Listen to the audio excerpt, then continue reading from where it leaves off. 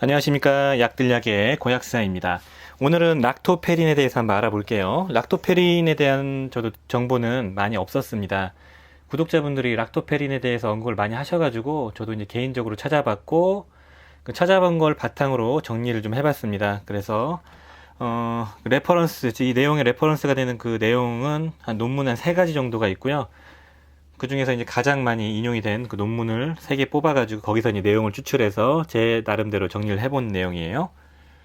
근데 락토페린이라는 건 되게 생소하죠. 일단 국내에선 정식 유통이 안 되는 성분으로 알고 있고요. 락토페린이라는 거는 락토, 뭐 우유, 모유 이런 에다가 페린, 철이라는 게 붙어 있는 거고요. 그러니까 어떤 우유와 철이 연관이 돼 있는 성분이다 이렇게 추정을 했었는데 맞더라고요.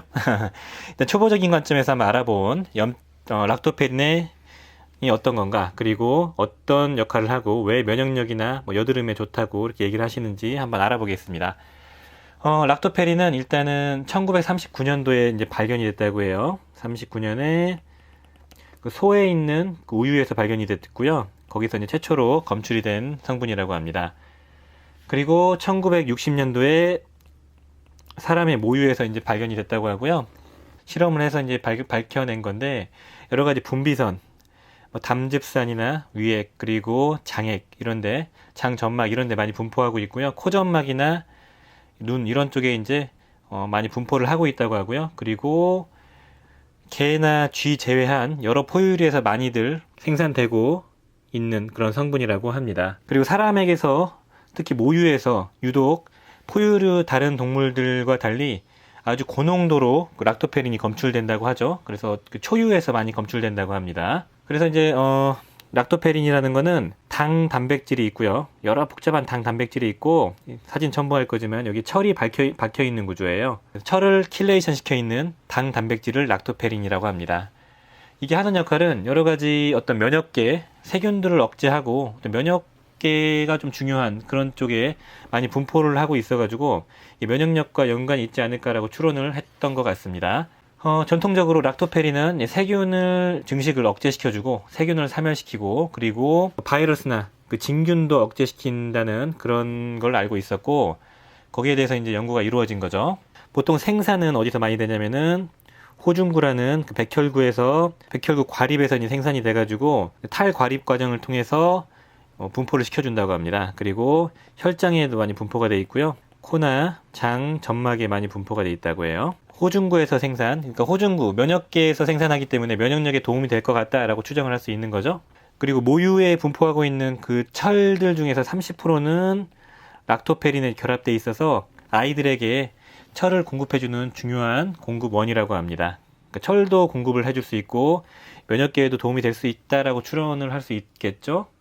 그리고 우리가 어디 감염이 되거나 체내 염증도가 올라가면은 혈장에 있는 락토페린 농도가 급격하게 올라간다고 합니다. 자, 어디에서 만들어지고 어떻게 많이 분포가 되나 이제 보시면은 락토페린이 어떻게 돌고 어떻게 대사되나 보는 건데, 아까 말씀드렸듯이 호중구에서 만들고요. 그리고 혈장을 통해서 돌아다니기도 하고, 면역계가 항진되면은 농도가 높아지고요. 그리고 분포는 가장 많이 되는 거는 모유, 그 중에서 초유에서 많이 분포가 된다고 합니다. 그리고 이 락토페린은 혈액을 또 떠돌아다니면서 이 백혈구의 과립 안에 저장이 되기도 하고, 다시 분비가 되기도 하고 반복을 하고요. 점막 쪽에서도 이런 호중구들이 많이 있기 때문에 락토페린 농도가 일정하게 유지가 된다고 하는 거죠. 그리고 락토페린은 이제 이렇게 막 혈액내를 돌다가 간에서 주로 이제 흡수가 되면서 배설이 된다고 합니다. 간의 담즙산을 통해서 배설이 되고, 간에 있는 특정 세포에서 이제 제거를 시키기도 한다고 하고요. 그리고 간에서 대사를 시키기도 하면서 동시에 그 마크로파지라는 그 백혈구 그놈들이 이렇게 제거를 시키기도 한다고 하네요. 간에서 주로 대사가 된다 이렇게 봐주시면 되겠습니다. 간이 안 좋으면은 락토페린이 대사가 잘 이루어지지 않아서 면역력에 문제가 생길 수 있는 부분이죠. 면역력에 문제가 생기니까 결과적으로 알러지나 염증 같은 게 생기고 몸이 안 좋아질 수 있는 거죠. 그러니까 간이 되게 중요한 겁니다. 이제 중요한 본론으로 넘어갈게요. 락토페린의 역할. 락토페린은 이제 왜 면역력에 좋고 어떤 역할을 할 수 있나 이걸 한번 보겠습니다. 락토페린은 일단은 1번 항균 작용이 있어요. 그래서 균을 억제하면서 동시에 균을 사멸시키는 역할까지 한다고 합니다. 그 이유는 아까 말씀드렸듯이 락토페린은 철을 강하게 결합시킬 수 있는 킬레이션이 돼 있는, 할 수 있는 그런 단백질이에요. 그래서 철을 강하게 끌어오거든요. 그래서 이콜라이 같은 장에 있는 세균이죠. 이거 보통 장염을 유발하는 이런 세균. 이 세균은 철이 많이 필요하다고 해요. 성장을 할 때. 이 철을 끌어와가지고 세균이 제대로 성장하지 못하도록 강력하게 억제를 할 수 있다고 합니다. 그러면서 동시에 락토바실러스 있죠? 락토바실러스라는 이런 유산균들, 이런 것들은 철이 많이 필요하다고 합니다. 그래서 이런 데는 또 철을 또 공급해 줄 수 있다고 해요. 그래서 철의 대사에 영향을 줘서 철이 필요한 것들은 억제를 시켜주고, 세균들은, 그리고 철이 필요한 좋은 균들은 철을 공급해 줄 수 있는 역할을 한다고 하는데, 이 상식적으로 이렇게 이상적으로 공급이 될지는 모르겠습니다. 그래서 이 항균 역할에 대해서는 그 논문 저자도 좀 의구심을, 약간 연구가 필요하다 이런 식으로 언급을 하고 있더라고요. 그러면서 이제 항생제 역할을 해주는 그 균을 사멸시키는 역할도 있는데, 락토페린의 특정 그 단백질에 보면은 그 아미노산에 그 N 터미널, 그러니까 특정 끝부분이 있거든요. 이 N터미널 이 부분이 단백질 끝부분이에요. 아미노산 끝부분인데, 이 부분이 그 세포벽에 일정 리셉터랑 결합을 해서 세포벽을 터트린다고 합니다. 그래서 세포벽을 붕괴시켜가지고 사멸시키는 건데, 페니실린과 유사한 기능을 하는 겁니다. 항생제나 비슷한 역할을 하는 거예요. 그래서 LPS, 리포폴리사카라이드라는 그런 세포벽의 특정 기질에 딱 들어와가지고 거기를 붕괴시키면서 세포벽이 터지면서 균을 사멸시키는 항균 역할을 해주는 거죠. 그 여기서 이제 착안된 것처럼, 그래서 이렇기 때문에 락토페린 자체가 천연 항생제 역할을 해줄 수 있고 프로폴리스랑 비슷한 역할을 해줄 수 있다, 이렇게 봐주시면 되겠습니다. 감기 자주 걸리고, 그리고 면역력이 떨어지고, 부인과 질환이 자주 걸리고, 장염이 자주 생기고, 이런 분들에게 그래서 락토페린이 효과적일 수 있다, 이렇게 봐주시면 되겠습니다. 두 번째 역할, 항진균. 항진균 역할도 비슷하다고 이제 보고 있거든요. 똑같이 그 항진균, 그 곰팡이균에 있는 세포벽, 세포막에 결합을 해서 세균과 동일하게 억제를 시켜주고 사멸을 시켜준다, 이렇게 보고 있습니다. 항진균도 특히 칸디다에 효과적이라고 합니다. 칸디다라고 해서 여성 그 질염 같은 걸 유발하고 방광염 유발하는, 강하게 사멸시켜주는 효과가 있다고 해요. 그러니까 여성분들 방광염, 질염이 자주 생기시는 분들은 이게 많이 중요한 거죠. 3번, 항바이러스. 바이러스를 억제하는 정확한 메커니즘은 밝혀지지 않았지만, 아까 말씀드렸던 그 락토페린이 철을 끌어오죠. 이게 킬레이션 구조이기 때문에 그런데, 킬레이션을 이루기 때문에 그러는데, 이 바이러스도 결합을 시켜버린다고 하더라고요. 그래서 바이러스도 결합을 시켜가지고 킬레이션을 시켜서 바이러스도 딱 덩어리를 만들어서 사멸시켜버리는 그런 역할이 있다고 합니다. 감기 자주 걸리시는 분이 그래서 도움이 될 수 있다, 이렇게 봐주시면 되겠습니다. 그리고 4번, 항기생충. 이것도 마찬가지로 기생충의 막의 변화를 시켜가지고 기생충을 억제시켜주는 효과가 있다고 해요. 근데 보통 이 사람을 상대로 한 게 아니고, 이건 실험관에 있는 기생충에게 락토페린의 농도를 높였을 때 기생충이 죽는 그런 걸 체크한 것 같더라고요. 그래서 사람에게 락토페린을 먹여서 기생충을 줄인 그런 데이터는 아닙니다. 별 의미는 없을 것 같습니다. 그리고 면역력 증진. 일단 면역계 여러 가지 염증들을 완화시켜주고, 그 다음에 항균, 항진균, 항바이러스 효과가 덕분이겠죠. 면역력을 증진시켜 줄 수 있어요. 그리고 그 TNF나 인터루킨 같은 이런 면역력이 과항진됐을 때, 몸이 과민해졌을 때 이런 나오는 면역계가 과항진되는 걸 예방해주는 그런 역할도 한다고 합니다. 그래서 아토피나 알러지가 좀 심하신 분들, 그런 분들에게도 효과적일 수 있거든요. 그 아토피 알러지 심해지시는 분들은 이런 것들이 활성화되면서 발생되는 거니까 도움이 될 수 있습니다. 그리고 6번, 항암. 이거는 이제 그 쥐를 상대로, 그 렛이라는 그 큰 쥐를 상대로 실험을 했다고 합니다. 그런데 암을 억제하는 그 NK셀을 활성화시켜가지고 암을 억제해주는 그런 효과도 있었다고 합니다. 그리고 7번, 골다공증. 만병통치약도 아니고 골다공증 개선 효과도 있었다고 해요. 그 파골세포랑 조골세포의 그 밸런스를 잡아줘가지고, 파골세포는 뭐냐면 뼈에서 칼슘을 빼서 혈액내로 칼슘을 옮겨주는 거, 골다공증이 촉발될 수 있는 거고, 조골세포는 칼슘이 뼈로 들어갈 수 있게 해주는 그런 거거든요. 그런 세포인데 그 밸런스를 좀 잡아줘가지고 골다공증을 개선시켜줄 수 있다고 합니다.